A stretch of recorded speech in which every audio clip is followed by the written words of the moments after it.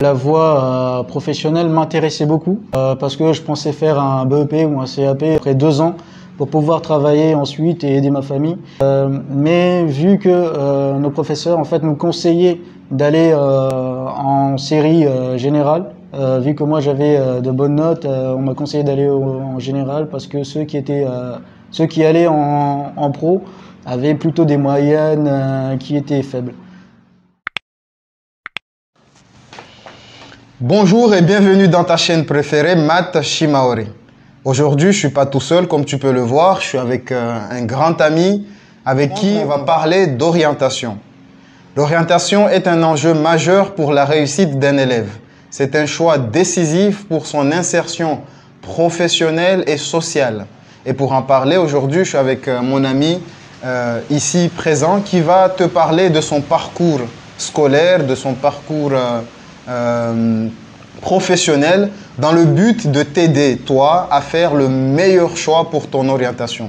Donc, je te demande de rester attentif jusqu'à la fin de cette vidéo afin d'avoir des éléments de réponse pour les nombreuses questions que tu te poses très souvent. Bon, maintenant, je vais laisser la parole à mon ami qui va se présenter à vous. Bonjour à tous, je suis Ali Amdila, je travaille au Parc naturel marin de Mayotte en tant qu'agent de terrain. Et en dehors de mon boulot, je fais de la kizomba avec une association qui s'appelle RS Kizomba. Et je fais aussi des recensements d'oiseaux avec une association qui s'appelle le Jepomai, avec lequel on travaille en partenariat avec mon boulot. Moi, c'est Abdallah Hachim et j'ai créé cette chaîne Math Shimaori dans le but de rendre accessibles les mathématiques à travers le Shimaori. C'est pour cela que tu trouveras dans cette chaîne des vidéos en français et d'autres en Shimaori. Par exemple, cette vidéo, tu peux trouver sa version mahoraise en cliquant sur le lien qui s'affiche en haut à droite ou bien en allant dans la barre de description de cette vidéo. Si toi aussi tu trouves cette idée intéressante et que toi aussi tu veux faire partie de cette belle aventure et devenir mathémaoréticien, alors je t'invite à t'abonner à cette chaîne, à cliquer sur la cloche pour activer les notifications et ne rater aucun de mes vidéos. Et tu mets des j'aime, tu partages ces vidéos à toutes les personnes que tu aimes. Maintenant, Abdillah, est-ce que tu peux nous parler de ton parcours scolaire? J'ai commencé à l'école élémentaire de l'Abattoir 2. Après l'obtention de mon examen d'entrée en 6e, je suis allé au collège de Pamandzi. Tout se passait bien. Sauf qu'en français, en fait, j'avais énormément de difficultés au niveau de l'expression orale et ainsi que l'écrit. Mais on m'a conseillé de lire beaucoup de livres et j'ai mis ce conseil en pratique et ça a apporté ses fruits. Par rapport à mon orientation, en fait, la voie professionnelle m'intéressait beaucoup parce que je pensais faire un BEP ou un CAP après 2 ans pour pouvoir travailler ensuite et aider ma famille. Mais vu que nos professeurs en fait nous conseillaient d'aller en série générale, vu que moi j'avais de bonnes notes, on m'a conseillé d'aller en général parce que ceux qui allaient en pro avaient plutôt des moyennes qui étaient faibles. Sachez qu'après la classe de 3e, après l'obtention de votre DNB, vous avez 3 choix. Soit c'est le CAP, c'est un diplôme professionnel qui te permet tout de suite d'être actif et de faire un métier, un travail. Ou bien tu as la voie professionnelle, seconde professionnelle. Là où tu vas faire un BEP, un bac pro. Et là aussi, après ton bac pro, tu peux travailler directement ou continuer à aller plus loin vers un BTS professionnel par exemple. Et sinon, vous avez le choix de la voie générale, où ici, on ne parle plus de voie générale actuellement, on parle de seconde générale et technologie. Car après la seconde générale et technologie, on a encore 2 choix, la voie technologie ou la voie générale. Toi, tu as fait le choix de la voie générale et maintenant, tu arrives au lycée. Qu'est-ce qui se passe au lycée? Bien. Arrivé au lycée, en fait, je pensais faire une série scientifique avec les bonnes notes que j'avais dès le départ au collège. Mais j'avais ma grande sœur qui était au lycée aussi et qui faisait une série technologique. En fait, actuellement le STMG, mais avant ça s'appelait le STG. Du coup, vu que je l'ai vu épanoui dans cette filière, j'ai pensé aussi aller dans cette même direction et la faire aussi. Et j'ai suivi sa voie et j'ai obtenu mon bac avec mention bien. Félicitations. Merci. Après l'obtention de mon baccalauréat, j'ai fait une année blanche parce que j'avais quelques petits soucis perso. La deuxième année, après mon bac, je me suis intéressé à la vie associative. J'avais une association qui faisait du soutien scolaire, c'était avec Hachim. Oui, je me rappelle. Oui, Donc j'ai travaillé avec lui pendant presque un an. Je faisais du soutien scolaire à domicile. J'aidais les jeunes à travailler au niveau de leurs devoirs et leurs exercices. Ce qui m'a permis plus tard de m'intéresser à la vie scolaire et j'ai repris plus tard mes études. Enfin, je me suis inscrit dans une école maritime pour pouvoir faire des formations professionnelles, ce qui m'a d'ailleurs, en fait, ce que je voulais faire depuis le début. Je récapitule. Tu as fait un bac STG. Maintenant, ça s'appelle STMG. Ensuite, tu as passé quasiment 2 ans. Après, tu as décidé d'aller à l'école d'apprentissage maritime. Pourquoi tu as fait ce choix? Eh bien, j'ai fait ce choix parce que je cherchais le moyen rapide de trouver un boulot. Mon grand frère, en fait, il a fait une partie de sa formation là-bas, à l'école maritime, ce qui lui a permis d'avoir un boulot rapidement et par la suite intégrer la Marine nationale. Alors, comment s'est passée cette formation à l'école d'apprentissage maritime? Alors, la formation s'est très bien passée parce que en fait, l'école maritime, on peut l'intégrer à partir de la 3e. Moi, je revenais d'un bac, donc tout s'est très bien passé, c'était facile pour moi. J'ai commencé par faire un CIN, un certificat d'initiation nautique. Ensuite, j'ai fait un PCMM, un permis de conduire les moteurs marins, un 250 chevaux. Et après, par la suite, j'ai fait un savoir de base qui a duré 6 mois pour pouvoir nous préparer en fait à faire une autre formation qui était beaucoup plus complexe, qui s'appelle le capitaine de sang, qui se fait sur 6 mois, plus une formation complémentaire. Et est-ce que tu as pu avoir du boulot comme tu le voulais juste après la formation?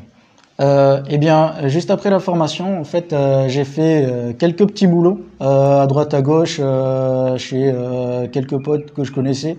Je nettoyais des bateaux, je partais à la pêche. Mais quelques mois plus tard, j'ai postulé au parc naturel marin de Mayotte et j'ai été embauché. Donc voilà, tu viens d'entendre le parcours qui peut t'inspirer, toi, dans ton choix d'orientation. Et c'est l'intérêt de cette vidéo. C'est pour ça que j'aimerais que tu me dises à la fin de cette vidéo, en commentaire, qu'est-ce que tu penses de ce genre de vidéo pour que je puisse en produire beaucoup plus. C'est quoi ton métier? Alors, l'intitulé de mon poste exact, c'est que moi je suis l'agent de l'équipe de médiation en mer, mais plus communément appelé tout simplement agent de terrain. D'accord. Et en quoi consiste exactement et en pratique, qu'est-ce que tu fais sur le terrain? Bien, dans le cadre de mon poste, en fait, je peux être amené à faire de la plongée sous-marine ou bien à piloter un bateau dans le cadre d'une mission ou encore à faire des recensements d'oiseaux marins en partenariat avec une association qui s'appelle GEPOMAI, le groupe d'études et de protection des oiseaux de Mayotte. Au sein de l'organisme, en fait, on est plusieurs équipes et dans la nôtre, en fait, on s'occupe plus particulièrement de faire de la sensibilisation sur l'éducation à l'environnement ou bien sur la réglementation appliquée dans le parc.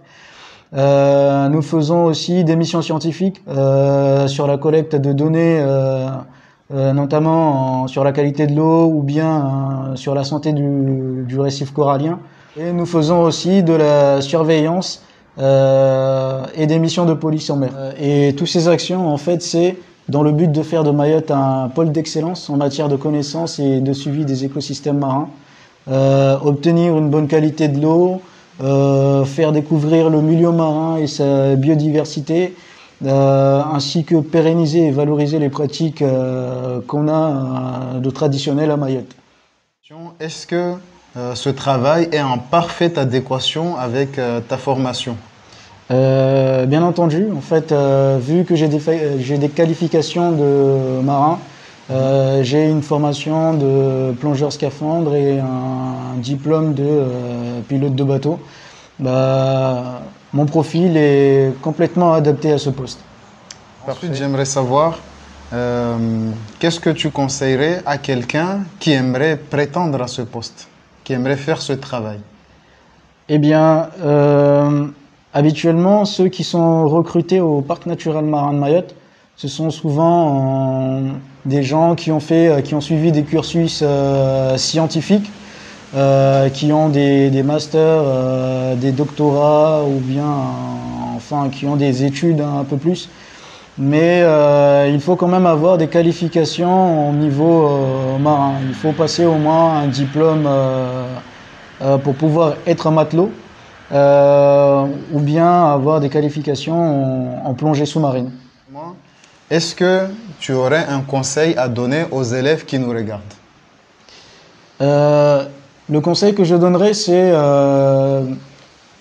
essayer de pousser les études un peu plus loin, toujours travailler plus, faites de la lecture, accumuler du vocabulaire, parce que c'est ce qui permet de pouvoir communiquer.